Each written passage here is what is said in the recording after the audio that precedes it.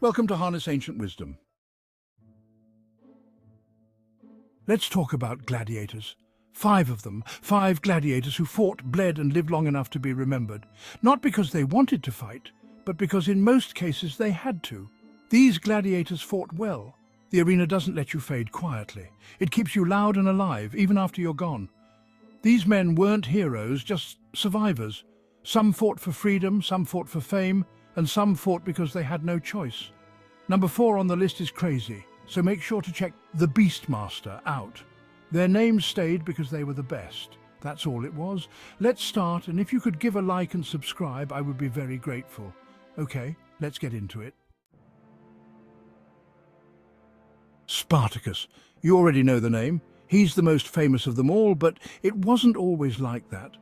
Spartacus was born in Thrace, a place far from Rome, where he fought as a soldier before being captured and sold as a slave. He wasn't supposed to be a gladiator, but things don't always go as planned. He trained at a gladiatorial school in Capua, and there's where the trouble started. He led a revolt not just for himself, but for the other slaves too. They broke out armed with kitchen knives and makeshift weapons, and suddenly Rome had a rebellion on its hands. Spartacus wasn't just a fighter, he was a tactician. He turned that ragtag group of slaves into a real army, and they gave Rome hell for 2 years. It couldn't last, though. Rome sent its best legions, and Spartacus was finally defeated in 71 BC. They crucified thousands of his followers along the Appian Way, but his legacy lived on. He wasn't just a gladiator anymore, he was a symbol of resistance. That's why you still know his name today. Rixus. Next up is Rixus, the Gaul. He wasn't from Rome either, and like Spartacus, he didn't end up in the arena by choice.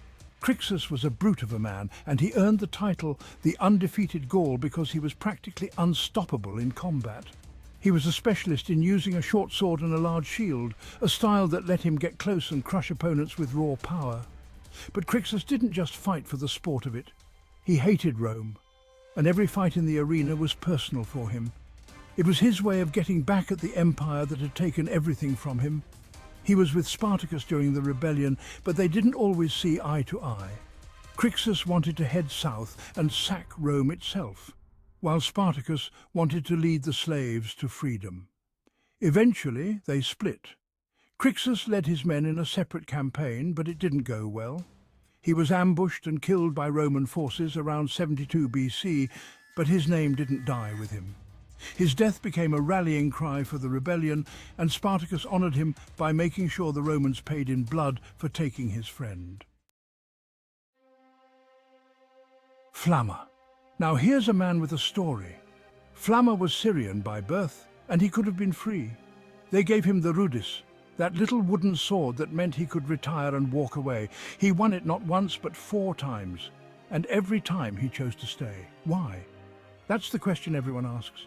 Maybe he liked the fight, maybe he didn't know what else to do with his life. What we do know is that he was one of the most successful gladiators to ever step into the arena. 21 victories, that's unheard of.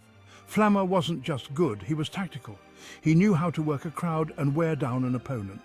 His weapon of choice was the scissor, a unique sword with 2 blades, and he used it with precision. His death came in the arena, as expected, but not until he had given the crowd more than they ever expected. Flammer had a chance to leave the sand, but he didn't. For some men, the arena was the only place where life made sense. Carpophorus. This one wasn't like the rest. Carpophorus didn't fight other men, he fought beasts. They called him the Beast Master, and for good reason. He killed bears, lions, leopards, and even elephants in the arena. Some say he could take down 20 animals in one day. Carpophorus wasn't just a brawler, though. He understood the animals he fought. It was like he could predict their moves, control the situation, and bring them down with almost surgical precision. He used spears, tridents, and nets to trap and kill his prey, and the crowds loved him for it. In one event, he famously killed a lion and a bear in a single fight.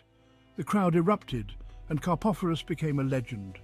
He wasn't the typical gladiator, but he had a skill no one else had.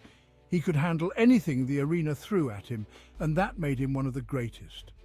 You don't hear about him as much as the others, but in his time he was unmatched. Commodus. Yeah, an emperor makes this list. Commodus was Roman by birth, and unlike the others, he didn't have to fight. He had power, wealth, everything you could want, but Commodus had a taste for the arena, and that's what set him apart. He wasn't content to watch the games from the stands. He wanted to be in the sand to feel the blood on his skin. He fought in the arena, not against real gladiators, but against injured or unarmed opponents, animals, and even staged battles where the outcome was certain. It wasn't a fair fight, but it didn't matter to him.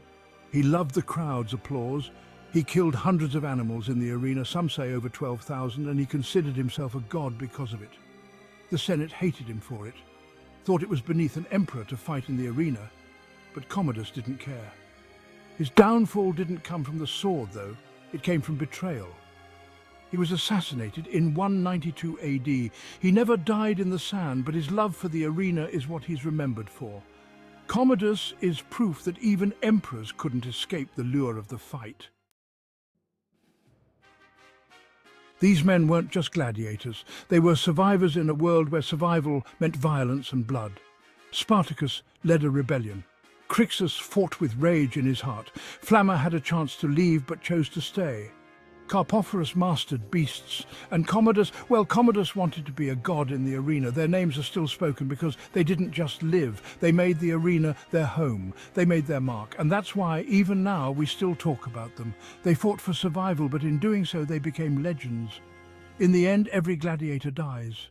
But not every gladiator is remembered. These 5 were. That's all there is to it. Truly amazing to think this is how people lived and died. Give a like and please subscribe. I've linked my video about the Gladiator Spiculus here. A very fascinating life. Thanks for watching. Until next time, and as always, harness ancient wisdom.